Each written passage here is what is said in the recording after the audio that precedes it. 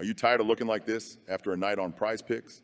For the price of that Big Mac combo you chowed down on this week, get access to hundreds of picks. Connect your Discord to WAP with the link in the description and be added straight to the premium Discord. We'll be sending every single Prizepicks slip we place. Let's get some prize picks in today, guys. Last night's picks kind of went 5-0, kind of went 4-2.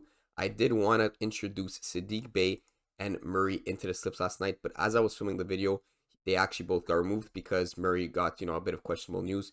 So I had Saddiq Bey at 11.5. He got bumped all the way to 13.5.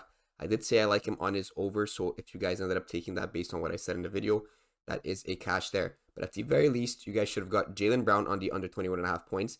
That was the pick from the video, as well as all these two picks right here. So Derek White on the over points. Bam, I said this was the game where he's going to clear this line. He's been absolutely lagging behind Butler when it comes to points. And I said this is the game versus San Antonio that he's finally going to cash out over 17.5 points, and Butler's going to be the one going under. That's exactly what happened there. So at the very least, you guys should have got these four players. So 4-0 there. And then I said, you know what? Since Saddiq Bey and Murray are off the board, I'll throw in Denny on the over points and Kuzma on the over assists, which both missed. So 4-2 day at the very least, even if you copy the exact slip I gave at the end of the video. Unfortunately, I couldn't give you guys this exact 10x slip that I ended up playing. So we'll get onto the board for today. And as you notice here, I already have 3 players in here. I'm not going to get too in-depth in these. I know no one really cares about NHL, but I'm just going to show you why I'm taking them quick. It's basically based on the odds. So each of these plays, so Noah Dobson on the over half assist is the first one.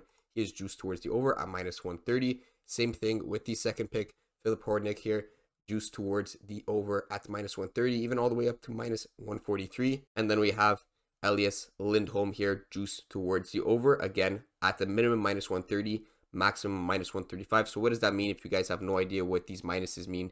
So -130, 100. If you take away the sportsbook's edge on these lines, it's pretty much an estimate that each of these guys are likely to go over their prop at a 53% hit rate. On OddsJuice, we have some different factors that we take into this. So we have them projected at 54.75% on Lindholm, 55% on Philip Hornick, and then on the last guy here, Dobson, we have them projected at about 54.5%. So it's a bit higher than that 53 that I just showed you. So that is just 3 NHL picks, all positive expected value picks. When you're finding props that hit at above 54% hit rate and you throw them into the 6 flex, you're bound to be profitable in the long run. So that's 3 NHL props to start, and we're going to get into the NBA to sort of finish the slip off. So I'm going to grab 2 players from the Detroit Pistons game. The first one's going to be on Cade Cunningham. There's a lot going on with this. There's a lot of injury news, maybe even some trade news with Bojan Bogdanovic. But I'm going to be grabbing Cade on the over 7 assists and matching him up with Jalen Duren on the over 13.5 points. These are 2 overs that I'm really liking here, so we'll get into it on props.cash.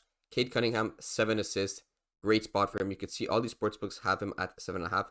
Yes, they have juice towards that under, but we're getting him at 7. So these are the game logs with Jalen Duren in the 21 games. Well, they didn't play 21 games, but of the games that weren't a push, he actually cleared this 13 out of 21 times and is averaging 8 assists with Jalen Duren in the lineup. Take out Jalen Duren, he does have lower hit rates here. So over the season, he has only hit it 17 out of 33 times, excluding the games that he pushes. And you can see at the over 7.5, he doesn't hit it too often, as he's averaging less assists per game. But that's 7 assists with Isaiah Stewart out and Jalen Duren in.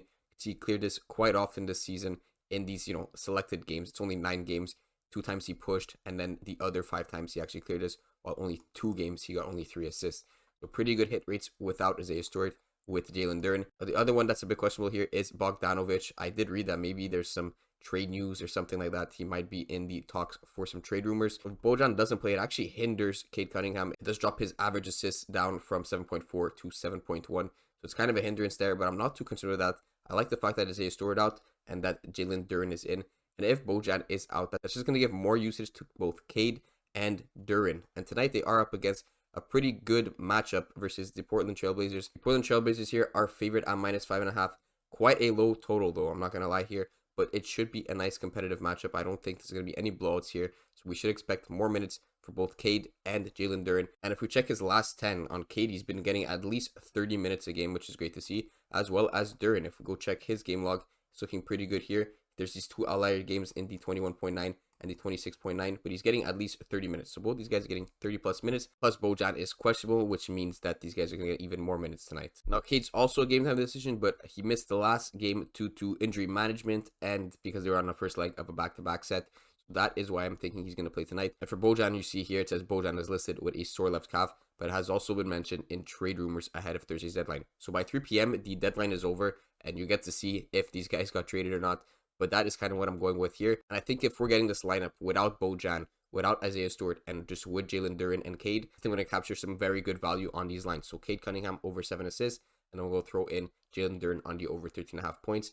Again, his averages over the season are about a 51% hit rate, where he averages about 14.1 points per game. If we throw out Isaiah Stewart, that does increase quite a bit here at 15.1 average points, and he's also cleared this 62% of the time this season. Especially when you throw in Cade, that his hit rates go a bit down here, 5 out of 9 times, 14.6 average compared to that 15.1 that we just saw. That being said, you can see the juice is towards the over on every single sportsbook. DraftKings, Caesars, and BetMGM all agree that the juice is towards the over, and it's the more likely thing to happen. It's also a good matchup for Jalen Duren at the center position.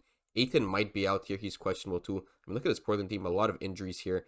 Might not be playing. Those matchups only going to get easier and easier for Detroit, but we could go check Portland versus the center position, and they actually rank 4th in points allowed. Without Ayton, that could even be much higher. So good matchup for Duren there. What I like most about this is you check Jalen Duren's scoring splits. Of his points made, around 88.8% of those are just simple 2-point field goals, and only 11.2% come from the free throw line.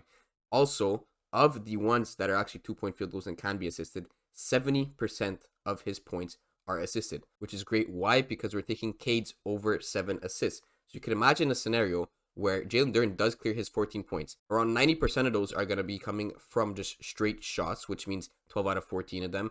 And then you could expect 70% of those straight shots to be assisted, which is going to be around 8 points at least of Jalen Duren's 14. If he only gets 14, he could get like 16, 18. So at least 8 points are going to be assisted, and he's not shooting threes as I just went over. So that's a potential 4 assists for Cade Cunningham. So if you're seeing this prop fill up, you will also see Cade Cunningham's assist prop also fill up. The last pick I have here is Rudy Gobert on the under 14.5 points. I'm liking this one here. You can see FanDuel has him set at 13.5 with juice towards the over, but every other sportsbook has him juice towards the under 14.5 points.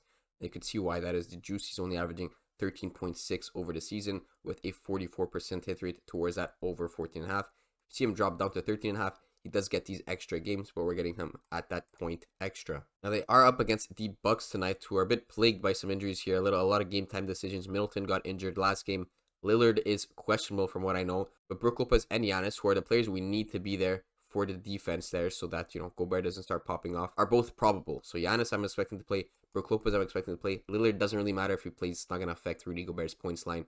And then Middleton is out for sure. So that's already priced into Rudy Gobert's line. Now the Bucks aren't the best defensively. They're 24th in points allowed. And if you go check versus the center position, they're not that great either here. 23.38 points on average allowed per game. They aren't at the bottom here like the Hornets and Wizards, but they aren't great either. They're like 20th in points allowed against the center position. So it's not like an amazing matchup for Rudy Gobert to go under, but I do think it's a decent enough one, especially if Giannis and Brook Lopez play to help on that defense. For Rudy Gobert on the under 14.5 points is that 6th pick, but as I was actually just getting back to this board, I believe they removed Cade, and yeah, they removed the Detroit players, Jalen Duren and Cade Cunningham, but they did this earlier in the morning and they just added them back. So I do expect those guys to be added back, depending when you're watching this video. They're not on as of right now, 11:30 Eastern time, but I'm guessing they're just adjusting something. Hopefully they don't bump the lines. Like I said in the video, I want Cade at 7 assists and Jalen Duren at 13.5 points. And I could just show you the exact slip here. This is how it's supposed to look.